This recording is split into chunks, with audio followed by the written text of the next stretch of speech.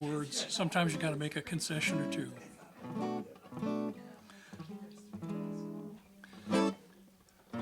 You ready back there? I am ready. You're ready. Am I ready up here? We don't know. I don't think I've sung this one for you. This is a song. I assume that some of you are parents, and so you've gone through that period when your entire life is devoting to make a small, unwilling person eat something. And I had 3 kids. They were all equally awful. I could spend the rest of the evening telling you stories about foods they did not eat. But then they turned the corner at some point.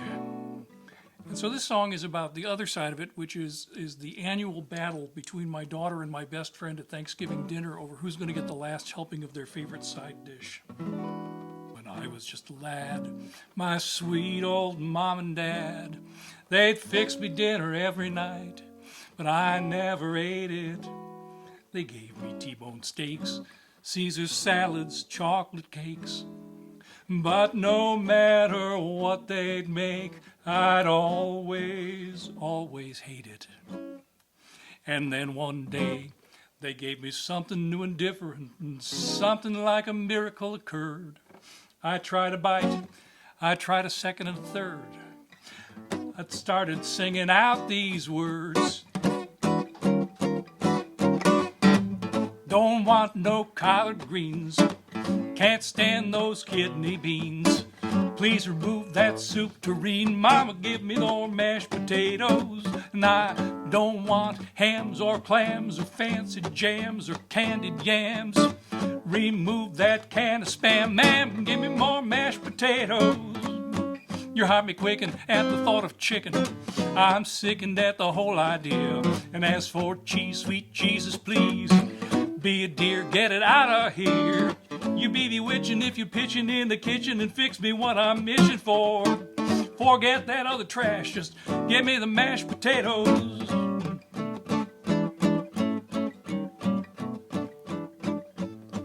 Oh yeah. Don't want pheasant under glass. Sushi too gushy and pasta's just crass. And Julia Child, she can kiss my ass. Give me the mashed potatoes. I hate walnuts, cold cuts, Brussels sprouts, brisket and biscuit and sauerkraut. Lobster Newburgh gives me gout, so give me those mashed potatoes. They say the fishes are delicious and nutritious. I'm suspicious, it's a vicious lie. And as for once tried a trout, had to spit it out. It made me feel like I might die. When you're making the scene in the salad cuisine, don't be mean, just make me what I'm dreaming of. Forget the other trash, just give me the mashed potatoes.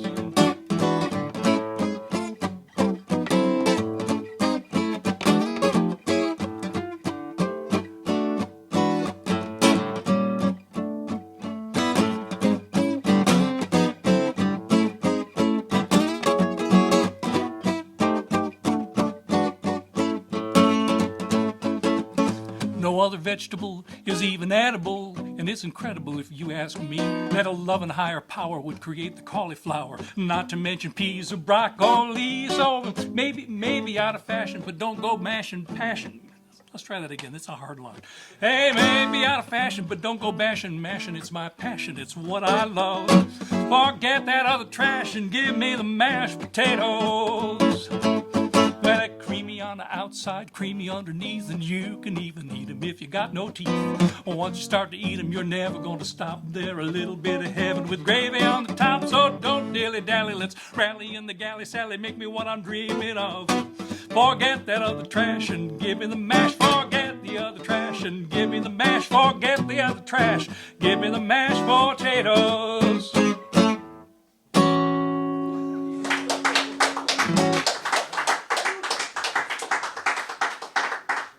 And that's exactly what Thanksgiving was like at my house.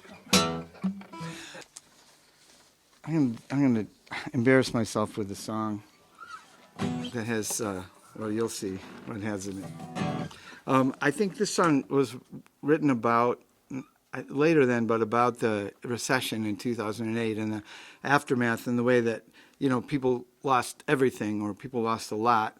And for a lot of people, it was just like business as usual, you know. So, so yeah, so the song's about that. It's called Bad Day for Making Plans.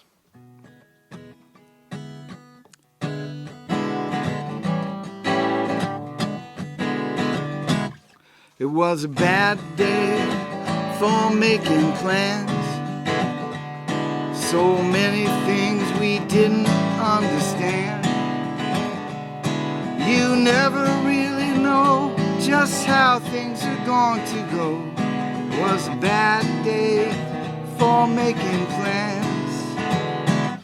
It was a bad day for having cash. It might as well have gone out with the trash. It was no joke to see our dollars going up in smoke. It was a bad day for having cash. Yodelay, yodelay, yodel-I. Everything they told us was a lie. Happy days are here again, now's the time to buy. And we stepped right up, said, where do we apply? It was a bad day to run up debts, to walk up to the wheel and place our bets. If we knew ahead of time, we wouldn't gamble one thin dime. It was a bad day to run up debts. It was a bad day to make mistakes. There weren't too many people getting breaks. You had to be tough, but it wasn't enough with no one on your side. It was a bad day to make mistakes. Yodelay, yodelay, yodel-you. The mortgage and the bills are coming due. We like to think we know the score, but that's just not true. Now the money's gone, what are we gonna do? It was a bad day for having kids, but that's exactly what we went and did. Maybe we're naive, but you gotta believe things will straighten out someday. And if it's too late for us, the kid's gonna be okay. Yodelay, yodelay, yodel-I.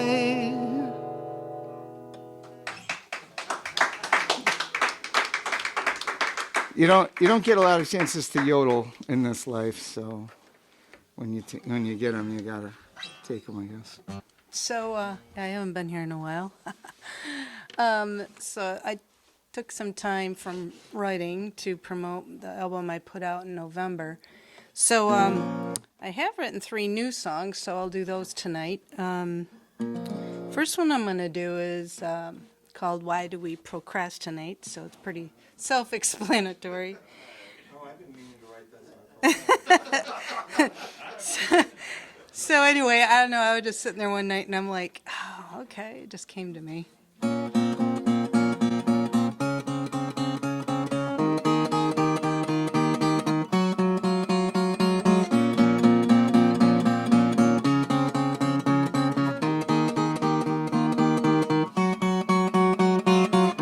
What do we put off doing tomorrow? What we can do today? What do we put off saying everything that we need to say? Why do we procrastinate? Why don't we reinvestigate what we need to do? Yes, I'm thinking of me. Yes, I'm thinking of you. And what we need to do.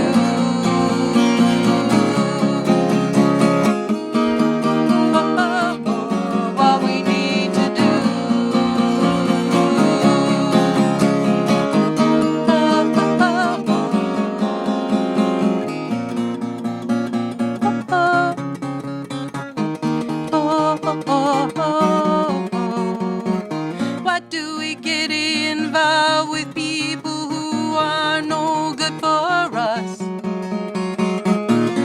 stay in bad relationships and then we make a fuss.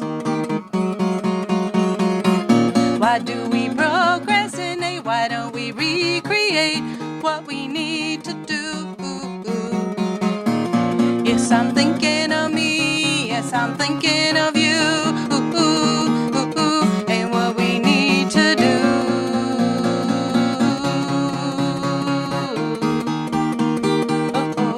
What we need to do.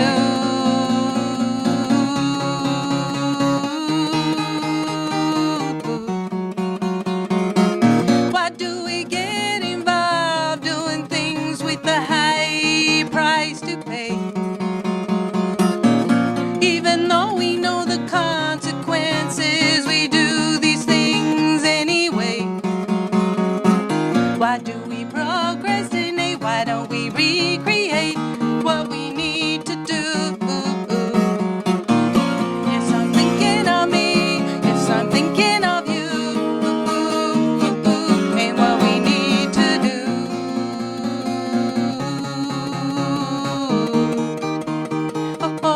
What we need to do.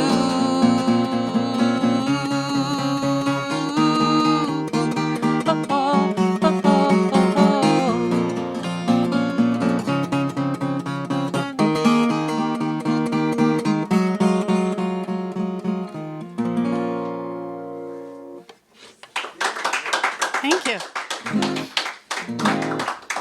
So it was in March, probably during spring training, when many, many years ago, though, I wrote a letter to Roger Angell, the New Yorker writer. He's the fiction editor of the New Yorker, and so that means he edited Updike and Cheever and Barthelme and all these great guys. But what I loved about Roger Angell was that 2 or 3 times a year, including right around now in spring training, he'd write a wonderful long essay about baseball.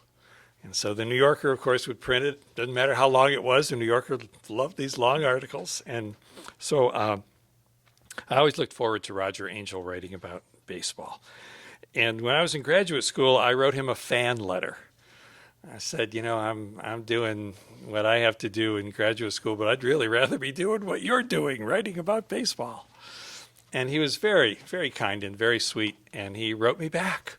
And I put his letter, I framed his letter and put it on the wall and had it in my study for years and years and years. And at some point I decided, you know, it's so nice of him. I think what I'll do is I'll put it to music. It's prose, but I thought I could try to put it to music. So this is the letter to me with no changes at all.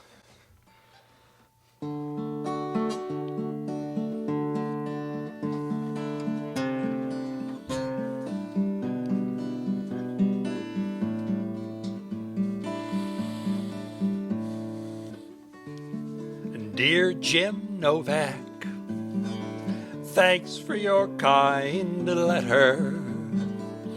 I don't think you should feel bad at all about time given to baseball, or to the fact that it seems to mean more to you than your studies.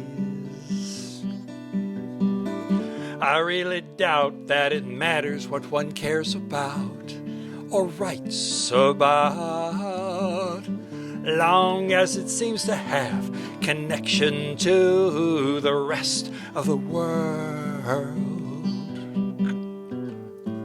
You can't convince me that what is happening to baseball and to all big sports is not a significant issue in any study of our culture, and that it is not heavily freighted with political lessons and meanings.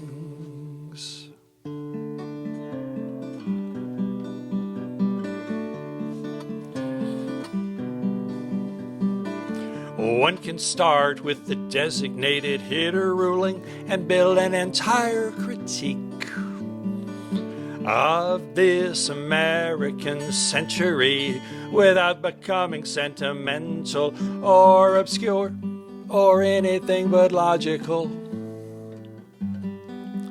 Go to it. With best regards, Roger Angell, The New Yorker magazine, March 27.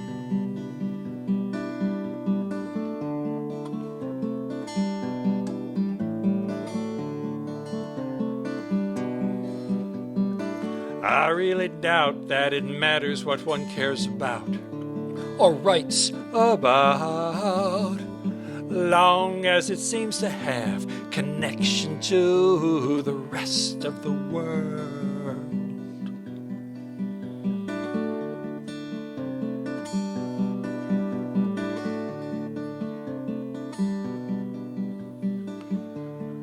Dear Jim Novak, thanks for your kind letter.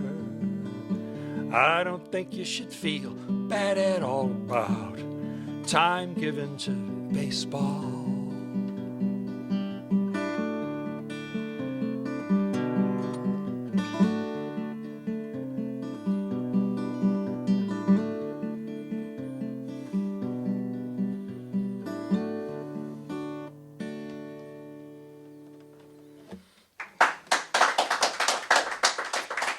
Oh, thank you.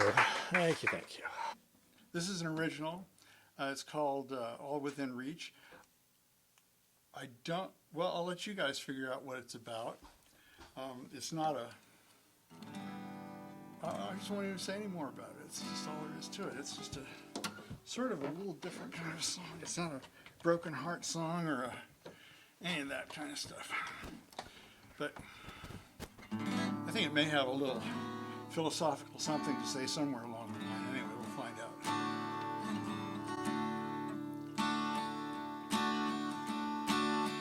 Gardens of light, an ocean of wisdom, rivers of knowledge, mountains of peace, valleys of love, skies of enchantment, living has placed these all within reach. So many gifts away for the asking, living will give us what we believe. Speak of your dreams and open your heart, riches unbounded, all within reach. Throw back the curtains, unmask the shadows, watch limitations fall in the breach. Love that's created and ever expanding, living has placed this all within reach.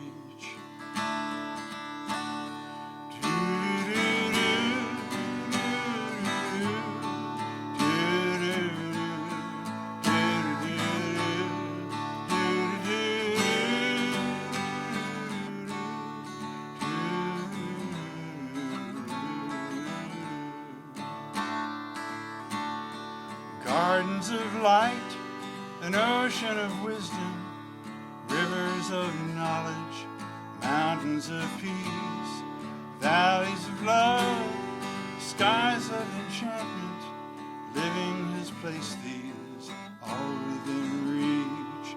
Living has placed these all within reach. Living has placed these all within reach.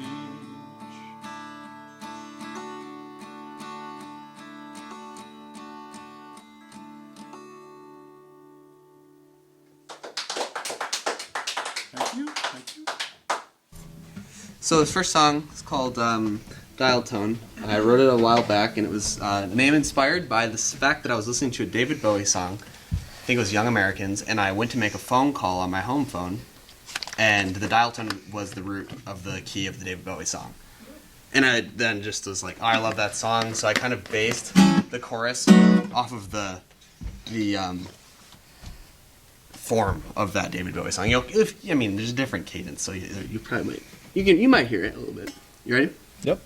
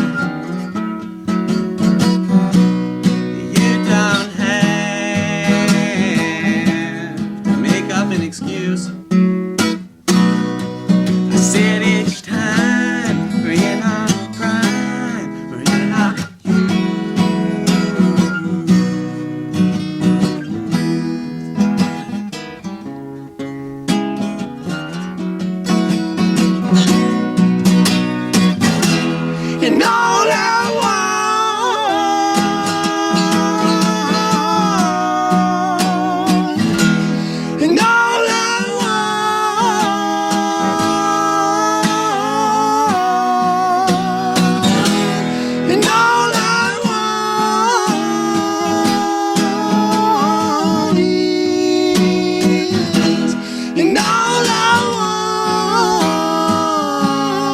want is you.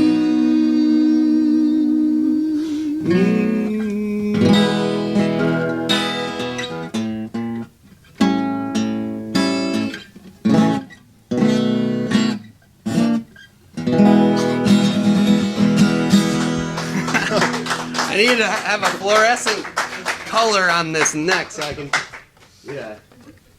This song, kind of my own little Penny Lane, if you will. A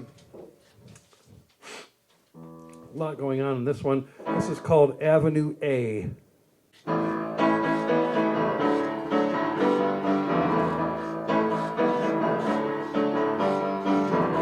Tony's uncles are all named Joe. Pedro's family prepares to go. Chloe's dog has gone out, is running away. Harry's knocking, but Sue's not there. Guido sits in his easy chair. A bread truck's blocking the road, and it's right of way on Avenue A. On Avenue A.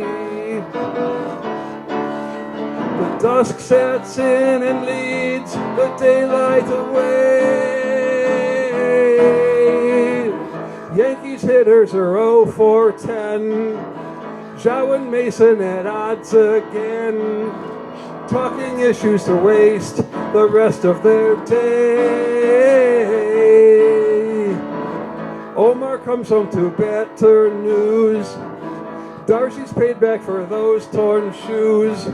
The Chloe's dog chewed apart when he got away on Avenue A. On Avenue A. The moon shows up and whisks the daytime away.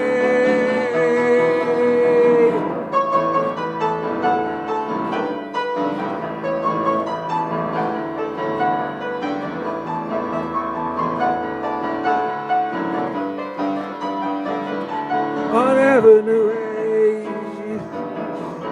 On Avenue A. The dark moves in and takes the daytime away. The second Joe tells the truck to move. Guido looks like he's in the groove. Harry's sinking as Sue leads Guido away. Pedro's mother tells Mason no. No petitions, it's time to go. The Yankees score in the 8th, but give it away on Avenue A. On Avenue A. The dark rolls in and moves the daylight away on Avenue A. On Avenue A. The night comes in and sweeps the madness away on Avenue A.